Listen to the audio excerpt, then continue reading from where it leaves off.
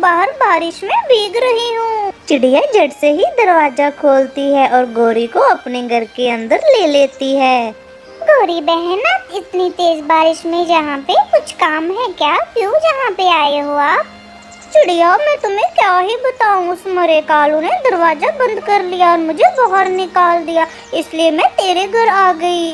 गौरी बहन, आप दोनों बहुत ही शरारती हो। रुको, मैं आपके लिए घोंसला लेकर आती हूँ, आप उसमें आराम कर लेना। बेचारी भोली चिड़िया अंदर चली जाती है, पर गौरी की नजर तो उसके दाने पर थी। जैसे ही चिड़िया अंदर गई तो गौरी उसका दाना लेकर वहाँ से भाग जाती है।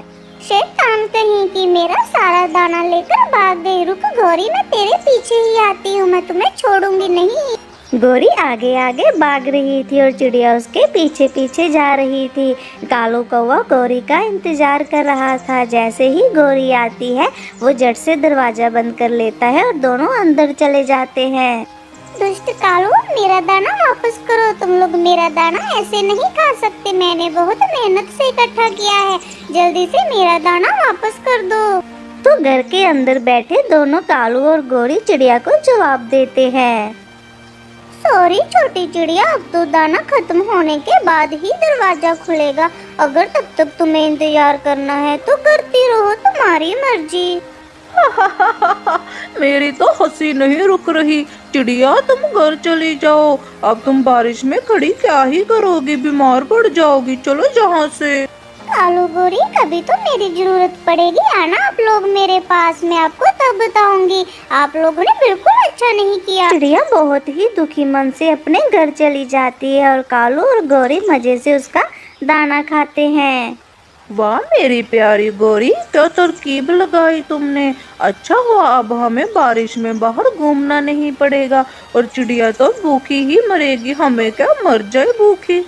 मम्मा मम्मा, अब हम क्या खाएंगे? गौरी आंटी तो हमारा सारा खाना ले गई है। मेरी प्यारी बच्ची, वही तो मैं सोच रही हूँ, मुझे तो खुद अब कुछ समझ नहीं आ रहा, हम क्या ही खाएंगे।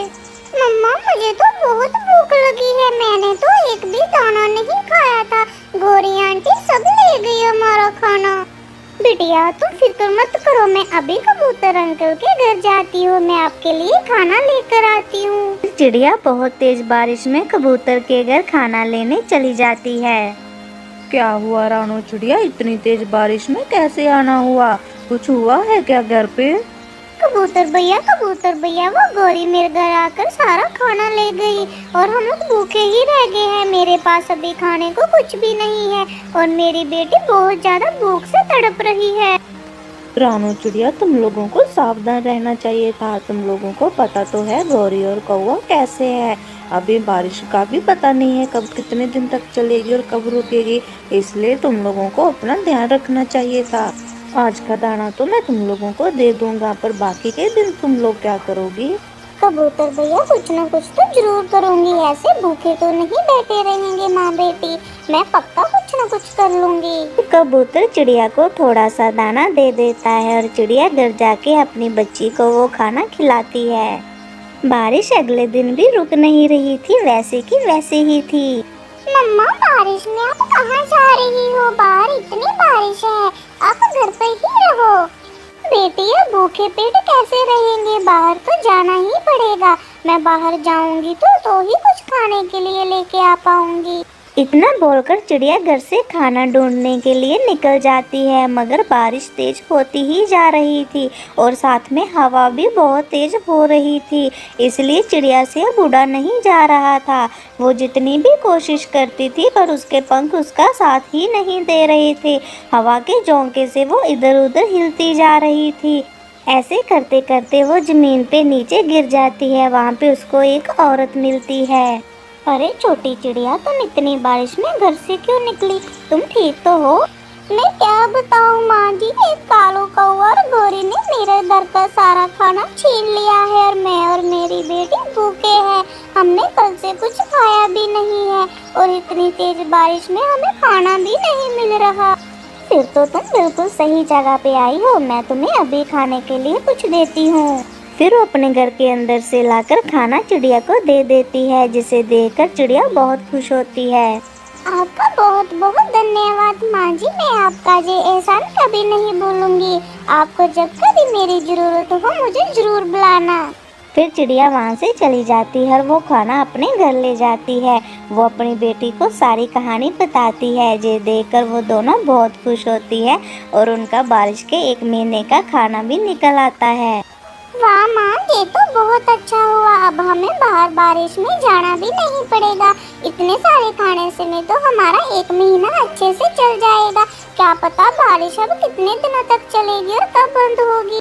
अब रानो चिड़िया और उसकी बेटी दोनों बहुत अच्छे से रहती हैं और बारिश भी 1 हफ्ता लगातार चलती है। इधर काला कौवा और गौरी के पास भी खाना खत्म हो चुका था। कालू जी अब हम क्या करेंगे? अभी तो सबका दाना खत्म हो गया है और चिड़िया का दाना भी तो खत्म हो गया है। नहीं गौरी, चिड़िया के पास अभी भी बहुत सारा खाना है। मैंने खिड़की से उसकी बच्ची को खाते हुए देखा था। तुम जाओ उसके पास और खाना लेकर आओ। कालू जी हम दोनों ही चले जाते हैं। चिड़िया तो वैसे भी इतनी भोली है, वो फिर से हमारी बातों में आ जाएगी। चलो हम दोनों एक साथ जाते हैं। कालू कौवा और गौरी दोनों चिड़िया के घर चले जाते हैं। चिड़िया चिड़िया दरवाजा खोलो, मैं गौरी हूँ। हमारे घर में पानी आ गया है इसलिए हम तुम्हारे घर आए हैं।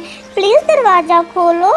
गौरी बहन और कालू भैया, मैं आप लोगों की बहुत इज्जत करती थी, पर मैं अब तुम लोगों की बातों में बिल्कुल नहीं आऊंगी और बिल्कुल दरवाजा नहीं खोलूंगी। चले जाओ तुम लोग यहाँ से, नहीं तो डंडे मारूंगी।